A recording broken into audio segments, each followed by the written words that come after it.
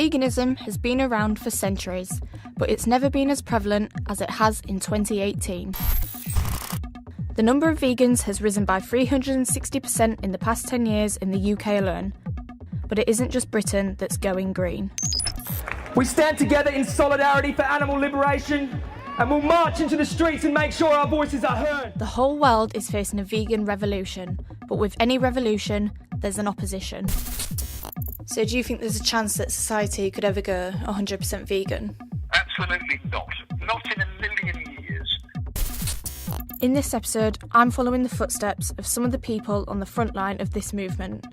From the activists. I look these animals in the eyes and I see them, and I see what it is that we're fighting for, so it gives me a reminder of why I'm an activist. To the farmers who have been faced with death threats and stand in opposition to the uprising. If you want to be a vegan, you carry on being a vegan, but you don't go around threatening farmers, you don't go around threatening abattoir workers, and you certainly don't go around threatening their children. And even to the organisation deemed domestic terrorists. Those who terrorise animals by imprisoning them, forcing them to fight each other and murder them for their flesh and skins are the ones inducing terror.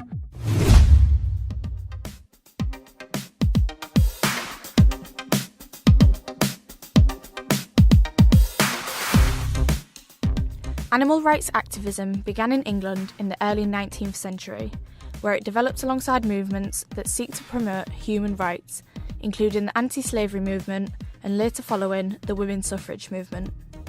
Over the years, animal activists have shown no sign of slowing down. In 2018, there are now over 100 animal rights groups worldwide.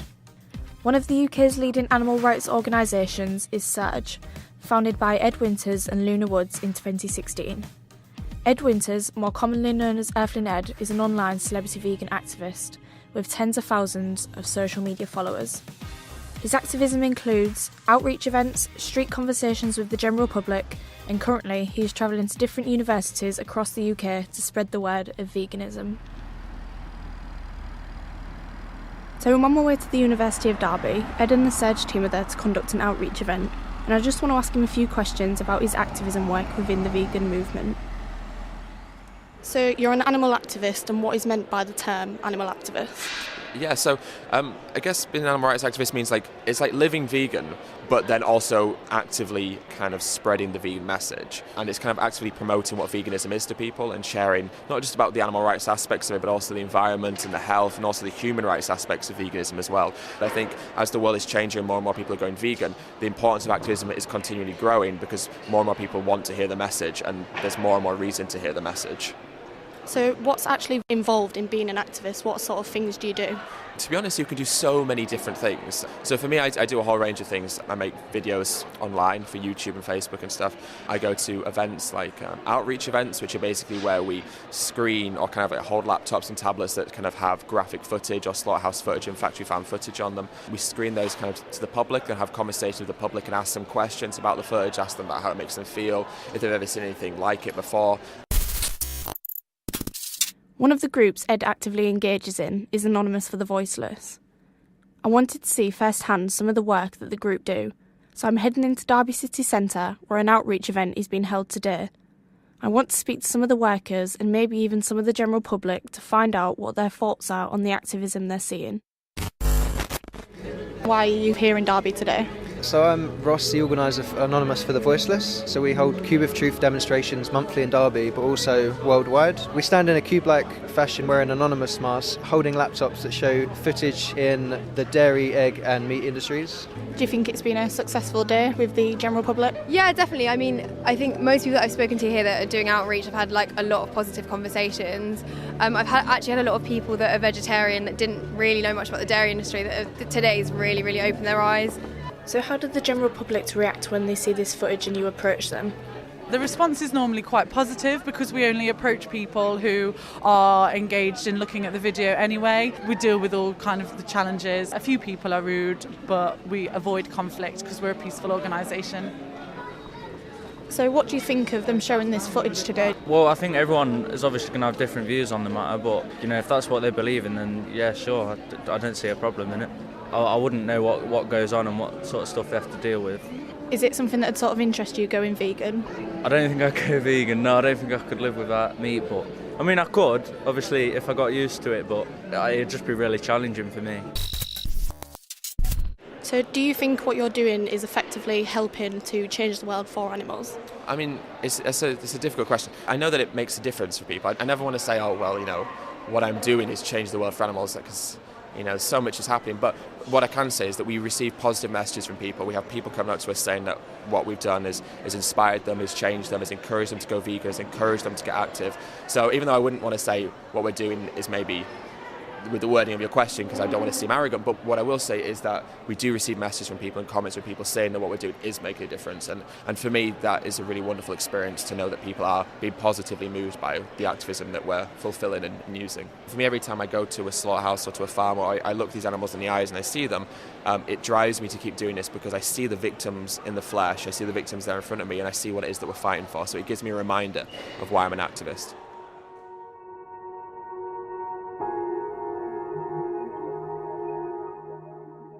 I found it really interesting speaking to Ed and the Anonymous for the Voiceless team and finding out what it means to them to be a vegan activist.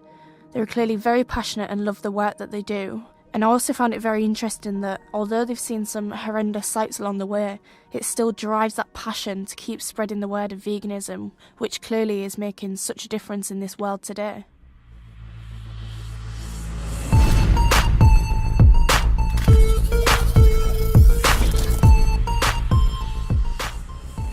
You see, the thing is, you laugh in your van, I come and talk to you, you can't respond to what I'm saying, so you get angry. It's pathetic. Yeah. Fucking move, it's pathetic. Fucking Alex! I said fucking yeah. move. I said to you. What are you doing? I was just having a look at one of Ed's videos online, and what I've just seen is the complete opposite to this peaceful aura that I've witnessed so far. The video shows Ed and a number of other people stood outside a slaughterhouse laying roses when things get heated and a farmer gets out of his car and physically attacks Ed. I'm struggling to understand why there is such an issue between these two groups of people, but from what I've just seen, I don't know how there is any way the opposition to the vegans can justify an act of violence. I need to speak to a farmer to hear their side of the story.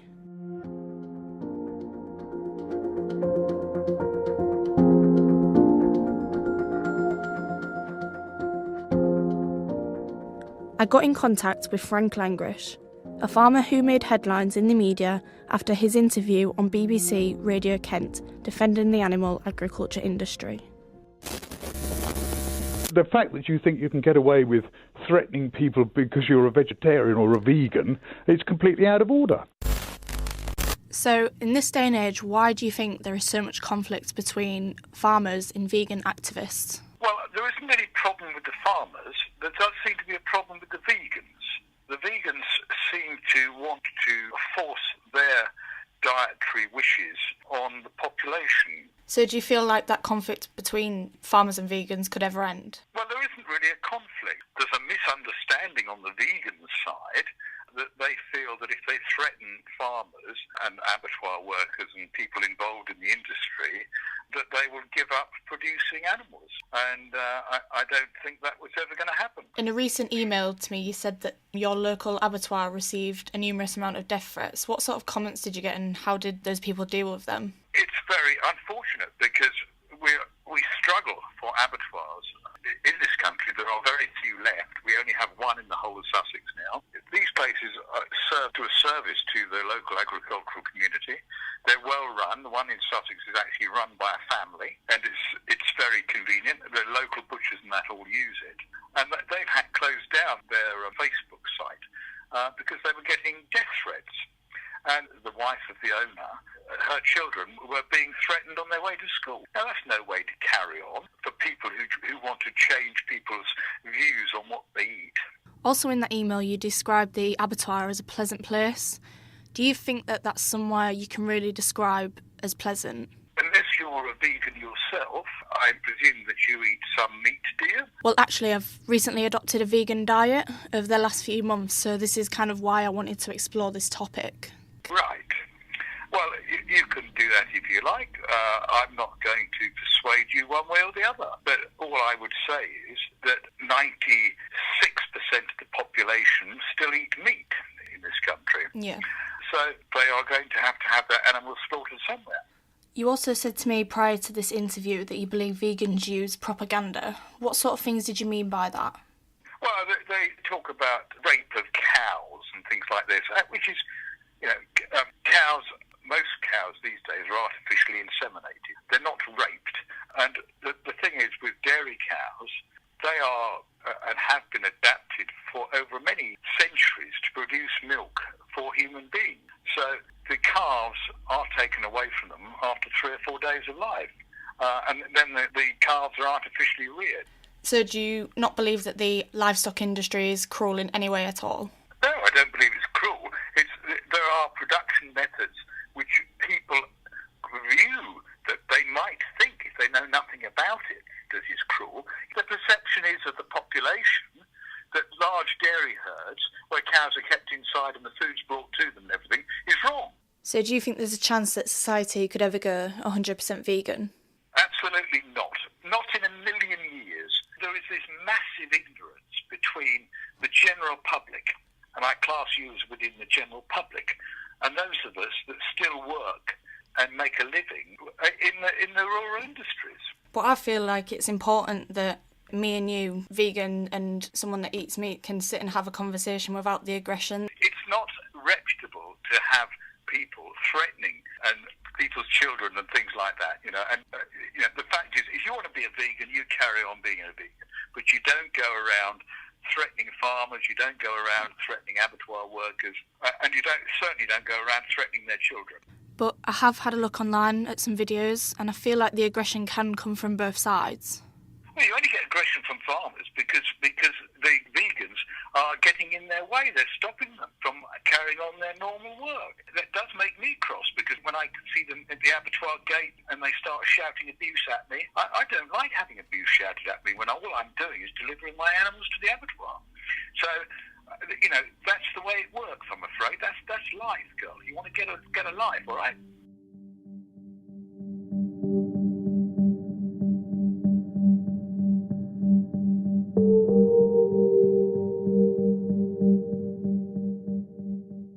After speaking to Frank, I feel like he was very one-sided and didn't even want to open his mind as to why activists are doing what they do. But I guess you could also say that about Ed and how they both have completely different views. So how can we see that two people that reject something as an idea are going to come together and agree on something as a mutual ground? I can't ever see that happening right now. But I can see why farmers are upset. At the end of the day, it's their livelihood at risk. But again, these activists are just trying to save animals. I feel like at this time in society, it's a very grey area. I also don't know why Frank felt the need to be passive-aggressive towards me by telling me to get a life. Maybe that's because he knew I was a vegan and felt the urge to defend himself and stick up for his industry.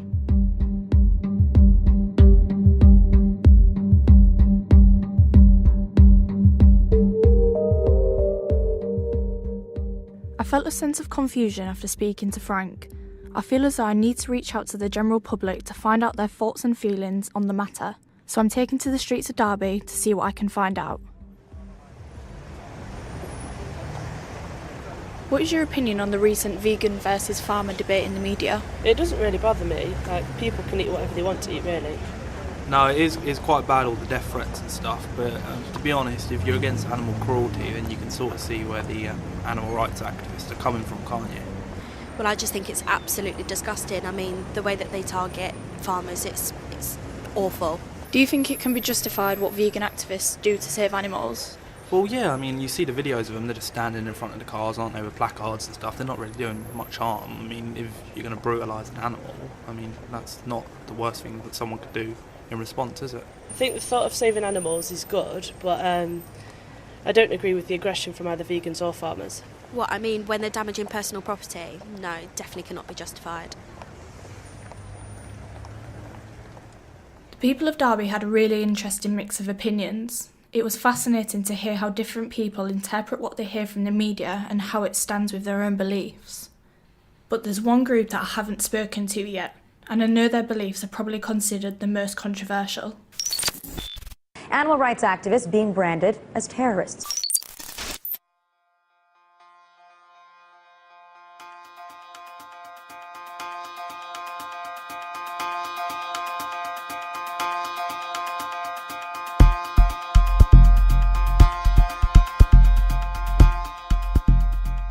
was able to speak to a member of the Animal Liberation Front. Due to the work they do, an actor's voice has been used to keep his identity anonymous.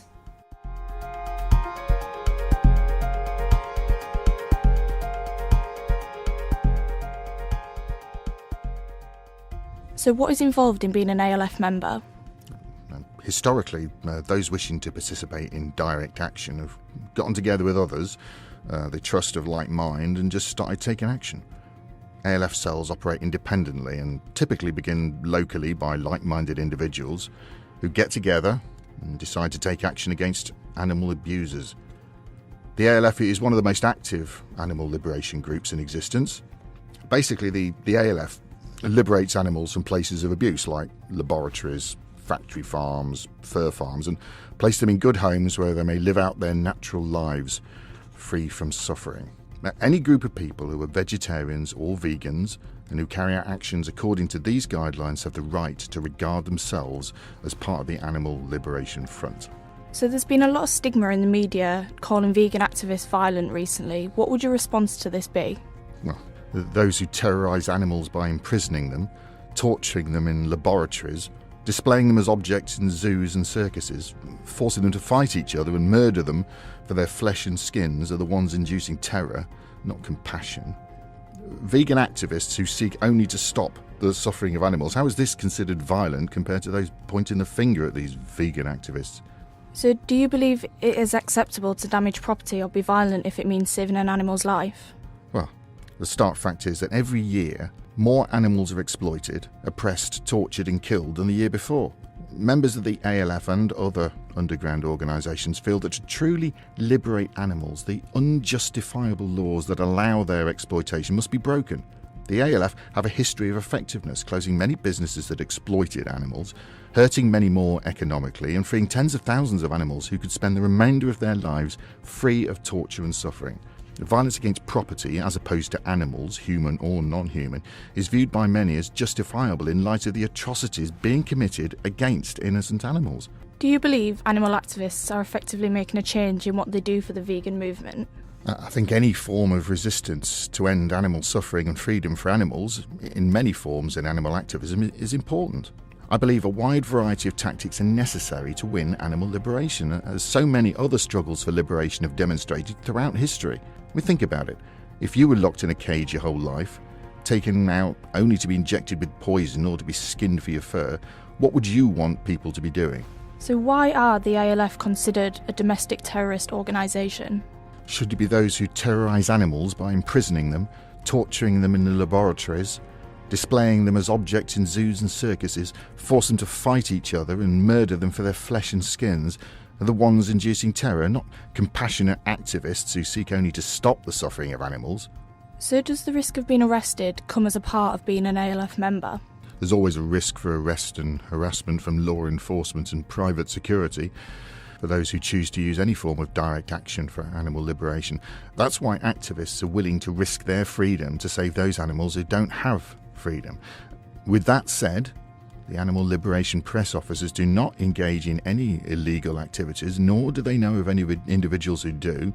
Rather, the press office receives and posts communiques from anonymous parties and provides comments to the media. So what are the reasons that you believe in veganism? The fundamental principle of the animal rights movement and veganism is that animals deserve to live according to their own natures, free from harm, abuse and exploitation. This goes further than just saying that we should treat animals well while we exploit them or before we kill and eat them. It says that animals have the right to be free from human cruelty and exploitation, just as humans possess this right. As an animal rights activist, I try to extend the human circle of respect and compassion beyond our species to include other animals, who are also capable of feeling pain, fear, hunger, thirst, loneliness and kinship. When we try to do this, many of us come to the conclusion that we can no longer support factory farming, vivisection and the exploitation of animals for entertainment. At the same time, there are still areas of debate among animal rights supporters, so for example, whether any research that harms animals is ever justified, where the line should be drawn for enfranchising species with rights, and on what occasions civil disobedience may be appropriate, etc. However, these areas of potential disagreement do not negate the abiding principles that join us: compassion and concern for the pain and suffering of non-humans.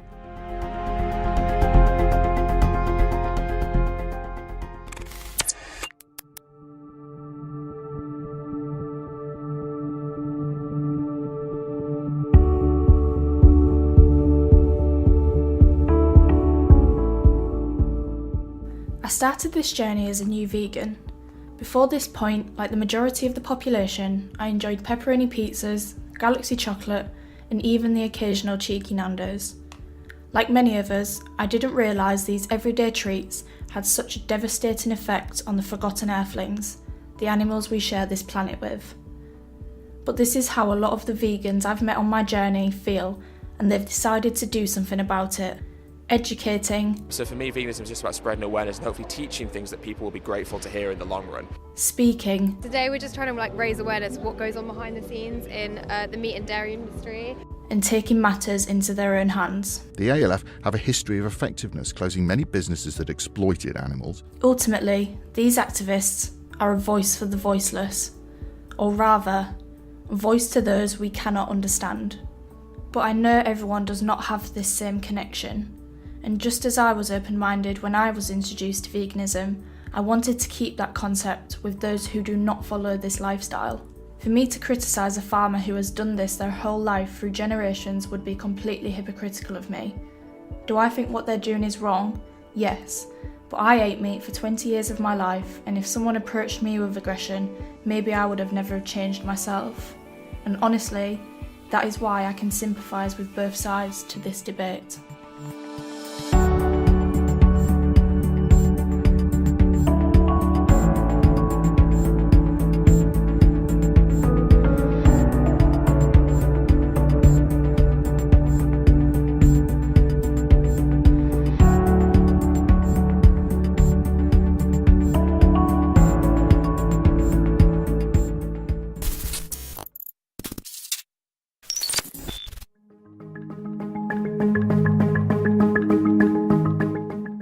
Next time on The Green Footprint, I take a step into the animal agriculture industry to find out how the farmers of today are reacting to the vegan revolution. I wouldn't say we're under threat so much. I think it's specific individuals are perhaps feeling threatened. To where the farming industry is heading. Plan is that we'll grow vegan organic vegetables. And to the next generation of farmers. Feeling after working or going to the farm afterwards just makes me want to do it even more.